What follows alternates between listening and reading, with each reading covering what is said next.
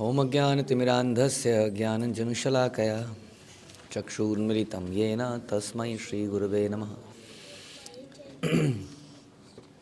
श्रीचैतन्यमनोभीष्टं स्थापितं येन भूतले स्वयं रूपः कदा मह्यं ददाति स्वपदान्तिकं।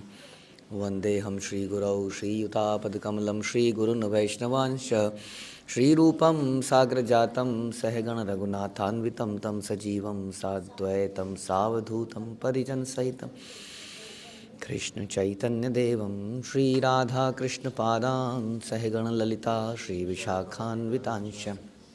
हे कृष्ण करुणा सिंधु दीनबंधु जगतपते गोपेश गोपिका कांत राधा कांत नमस्तुते।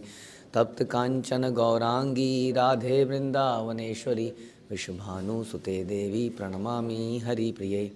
वाञ्छाकल्पतरुभ्यश्च कृपा सिन्धुभ्येव च पतितानां पावनेभ्यो वैष्णवेभ्यो नमो नमः। जय श्री कृष्ण चैतन्य प्रभु नित्यानंद श्री अद्वैत गदाधर शिवासादि गौर भक्तवृंद। हरे कृष्णा कृष्ण कृष्णा हरे हरे, हरे राम राम राम हरे हरे। नमो विष्णुपादाय कृष्णप्रेष्ठाय भूतले श्रीमते भक्ति वेदांत स्वामिन्निति नामिने। नमस्ते सारस्वते देवे गौरवाणी प्रचारिणे निर्विशेष शून्यवादी पाश्चात्य देशतारिणे। हरे कृष्णा। भगवद गीता अध्याय 4 दिव्य ज्ञान श्लोक संख्या 1। श्री भगवानुवाच इमं विवस्वते योगं प्रोक्तवानहम् अव्ययं विवस्वान् मनवे प्राह मनु इक्ष्वाकु अब्रवीत। भगवान श्री कृष्ण ने कहा, मैंने इस अमर योग विद्या का उपदेश सूर्यदेव विवस्वान को दिया और विवस्वान ने मनुष्यों के पिता मनु को उपदेश दिया और मनु ने इसका उपदेश इक्ष्वाकु को दिया। तो ये बहुत महत्वपूर्ण अंग है भगवद गीता का। तो आजकल बहुत सारे लोग भगवद गीता पढ़ते हैं, स्टडी करते हैं और हर कोई इसको अपने हिसाब से इसको एनालाइज करता है। इसलिए बहुत सारी भगवद गीता मार्केट में हैं, बहुत सारे वक्ता हैं उसके ऊपर बोलने वाले। लेकिन उन सब में एक समस्या है, वो यही कि हर व्यक्ति उसको अपने नज़रिए से देखता है। किसी का नज़रिया बिजनेस होता है, किसी का नज़रिया कोई स्टूडेंट लाइफ में है, कोई बिजनेस लाइफ में है, कोई अलग अलग पर्पस हैं। जिस पर्पस से आप किसी वस्तु को देखोगे तो उसी पर्पस से वो आपको दिखेगी। तो एक अगर आप आर्म्स एंड एम्यूनेशन की दुकान में अगर आप जाओगे, हाँ, गोला बारूद बंदूक, तो कोई सुरक्षा कर्मी जाएगा तो वो उस नज़र से देखेगा और कोई आतंकवादी जाएगा तो उस नज़र से देखेगा। इसी प्रकार देखने वाले की नज़र के अनुसार उसको अलग अलग चीज़ दिखेगी। तो कई लोग कहते हैं कि ये भगवद गीता घर में झगड़ा करा देती है। हाँ, भगवान ने युद्ध के समय बोली, अर्जुन तो युद्ध नहीं कर रहा था लेकिन युद्ध को कराने के लिए बोला गया। इस गीता के वजह से युद्ध हुआ। कोई कहते हैं कि कृष्णा वॉज ग्रेट पॉलिटिशियन, सो जितने भी पॉलिटिकल पार्टीज़ हैं उनको गीता जरूर पढ़नी चाहिए अगर वो पार्टी को आगे ले जाना चाहते हैं। फिर कई अलग अलग लोग हैं, कोई योग शक्ति के पुजारी हैं, वो 11th चैप्टर में बड़ा इंटरेस्टेड हैं, विराट रूप में, कैसे विराट रूप लिया गया, ये माया को हम कैसे सीख सकते हैं। कईयों ने उसमें मैनेजमेंट्स लेसन्स निकाल लिए बहुत सारे। कर्मण्येवाधिकारस्ते मा फलेषु कदाचन। तो ऑफिस में एम्प्लॉयज़ को बताया जाए, सारे एम्प्लॉयज़ कर्म करो, सैलरी और बोनस की चिंता मत करो, कर्म करो। तो सब ने अपना अपना उल्लू सीधा कर लिया। इसका कारण मुख्य तौर पे ये है कि किसी ने भी इसको गुरु परंपरा के अंतर्गत नहीं सुना। गुरु परंपरा में भगवान का मत को एज इट इज़ आगे लाया जाता है। जो भगवान का उसके पीछे मत रहा कहने का, वही मत को आगे लाते हैं और हम भगवान के मत में ज़्यादा इंटरेस्टेड हैं कि व्हाट ही वांटेड टू से, क्योंकि he is Krishna is God, so God is always perfect. हमारी सेंसेस क्या हैं? इम्परफेक्ट। हमारी आंखें परफेक्ट हैं? नहीं है। तो हम एक हवाई जहाज उड़ता हुआ देखते हो आप, थोड़ी देर बाद वो आँखों से ओझल हो जाता है, गायब हो जाता है, हम देख नहीं पाते हैं, राइट। तो हमारी आंखें क्या हैं? इम्परफेक्ट हैं। ऐसी हमारी कान, ऐसी हमारी हर सेंस इम्परफेक्ट है। तो इसलिए प्रभुपाद ने बोला कि अगर हम अपनी सेंसेस से भगवान को समझने का प्रयास करेंगे तो हमेशा गलती करेंगे। लेकिन यदि हम गुरु परंपरा से जो मैसेज आ रहा है, तो गुरु परंपरा से भी जो मैसेज आ रहा है उसमें भी तो इम्परफेक्शन हो सकती है ना, क्योंकि वो भी तो किसी मनुष्य ने ही अल्टीमेटली आपको दिया। बताइए क्यों नहीं? क्योंकि वो ज्ञान भगवान से आ रहा है, और यदि भगवान के ज्ञान को आप एज इट इज़ दे रहे हैं, हाँ, तो वो ज्ञान का वही प्रभाव रहेगा जो भगवान नहीं। तो भगवान बोलते हैं, तो भगवान के ज्ञान को एज इट इज़ देने के लिए आपको गीता को एज इट इज़ पढ़ना पड़ेगा और एज इट इज़ समझना ही पड़ेगा। एक तो आपके पास Bhagavad Gita as it is होनी चाहिए पहले तो, फिर आपको समझने वाला भी एज इट इज़ होना चाहिए, ऐसा उसको गुरु भी मिलना चाहिए। तो जैसे प्रभुपाद कहते थे कि यदि भगवान कहते हैं कि सर्वधर्मान परित्यजे मामेकम शरणम व्रज, बिल्कुल क्लियरली भगवान ने बोला कि सारी इधर उधर की बातों को छोड़ के मेरी शरण में आ जाओ। Very clear sentence, statement, instruction by Krishna. लेकिन उसके बाद भी आदमी नहीं समझ रहा है कि वो हम चर्चा कर रहे हैं। अगर कोई व्यक्ति ये बोले कि ये सारे कार्य छोड़ के मेरे पास आ जाओ, देन व्हाट? क्या समझेंगे आप इससे? कि उसके पिताजी के पास चले जाओ? फिर क्या समझेंगे आप? उन्हीं के पास चले जाओ। सो कृष्ण जो है कुरुक्षेत्र में बोल रहे हैं कि सारे धर्मों को, सारे कर्मों को त्याग कर किसके पास आ जाओ? मेरी शरण में आ जाओ।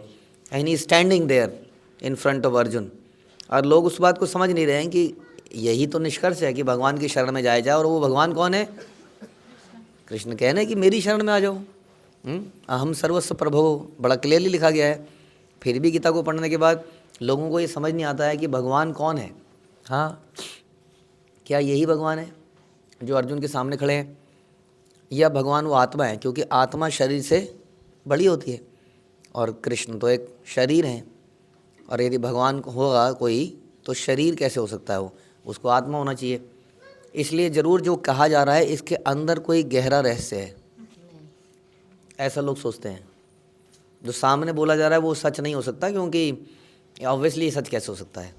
भगवान पैदा हुए थे अष्टमी के दिन, पैदा हुए थे, तो इसलिए जब वो पैदा हुए थे फिर उन्होंने बचपन में चोरी चकारी भी करी है।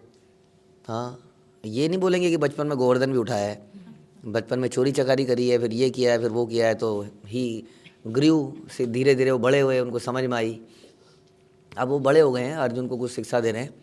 लेकिन जो भगवान है जिसको कह रहे हैं अहम सर्वस्व प्रभु, वो कृष्ण नहीं है, वो कृष्ण के अंदर की ताकत है शायद, है ना। इस प्रकार से लोग सोचते हैं। तो ये this is not then as it is, आप समझिए, बड़ा सिंपल सी बात है। ये हम उसको फिर इंटरप्रेट कर रहे हैं, god to be somebody else, some power, some super soul. क्योंकि अगर गॉड को इस तरह से देखा जाए कि लाइक ही इज़ कृष्णा, दो हाथों वाले, दो पैरों वाले, तो then he is like us, Arjun के सारथी। हाउ कैन गॉड बी सारथी, राइट।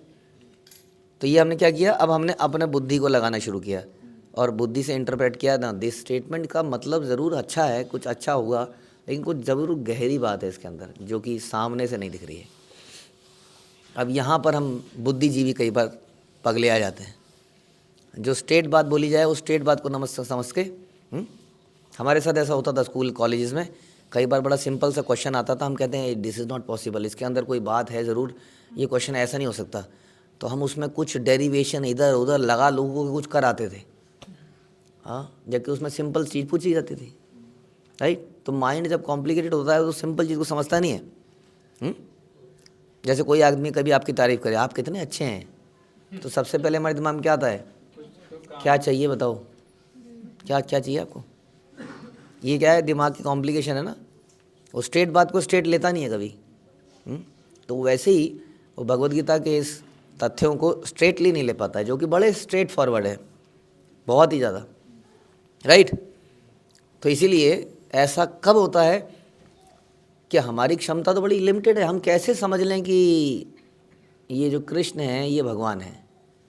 अब वो लोग कह रहे हैं कि मेरी शरण में आओ, मैं ही सबका सोर्स हूँ, आध्यात्मिक जगत का, ये प्रकृति का, ये अष्ट, ये पंच तत्वों से बनी और ये 3 और शक्तियाँ, ये मेरी परा अपरा शक्तियाँ, ये सब तो कह रहे हैं, लेकिन इनको समझें कैसे कि यही भगवान है? Not possible. अब जब तक हम गुरु परंपरा में समझेंगे नहीं, तब तक हमें समझ नहीं आएगा कि कैसे यही व्यक्ति भगवान है? जैसे कि कई बार पिक्चरों के अंदर कोई व्यक्ति बूढ़ा बन के आ गया, आपने पहचान लिया, अरे ये तो वो है। कौन? अमरीश पुरी। आपने कहा तो वो है, दूसरा है वो नहीं है, लेकिन आपको समझ में आ गया, आपने उसके अंदर की शक्ल को पहचान लिया और आपने आइडेंटिफाई कर लिया, लेकिन दूसरा व्यक्ति नहीं कर पाया। तो ऐसा हो जाता है। हाँ, तो जो पहचानता है वो पहचान गया कि ये कृष्ण ही हैं, अर्जुन के सारथी बनने का नाटक कर रहे हैं यहाँ पर। हाँ, यही भीष्म पितामह ने कहा। अगर आप पढ़ेंगे भागवतम में, तो भीष्म पितामह ने क्या बोला अंतिम में?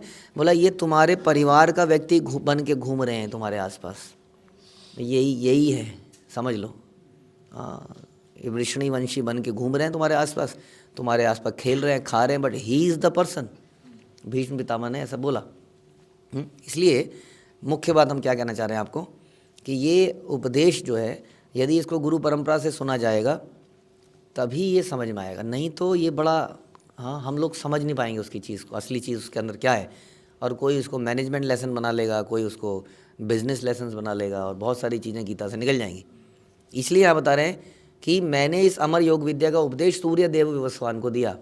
तो भगवान बता रहे हैं कि ये परंपरा कैसे चली थी। तो Surya Dev, again Surya Dev is not the only person, एक परंपरा बताई जा रही है यहाँ पर। सूर्य देव को दिया था, विवस्वान उनका नाम है, और विवस्वान ने मनुष्यों के पिता को दिया जिनका नाम है मनु, और मनु ने इक्ष्वाकु को दिया, और ये वही वंश है जो आगे जाके कहाँ भगवान राम जिसमें आए। लेकिन बता रहे हैं कि आगे बताएंगे कि समय आने पर ये परंपरा भंग हो गई।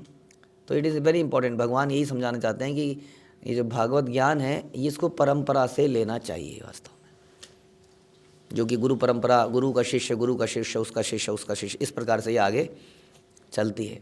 यदि इसको ऐसे नहीं लेके जाया जाएगा तो जो ओरिजिनल नॉलेज है वो कहीं खो जाएगी, छिन्न भिन्न हो जाएगी, उसका मतलब बदल लिया जाएगा, जैसा कि आजकल हो गया है। इट इज़ वेरी इंपॉर्टेंट कि ये गुरु परंपरा ऊपर से चलती हुई आए। कहाँ से? भगवान से साक्षात। और उस ज्ञान को एज इट इज़ दिया जाए, जैसा कि शिला प्रभुपाद ने कोशिश किया। इसलिए हम उसको क्या कहते हैं?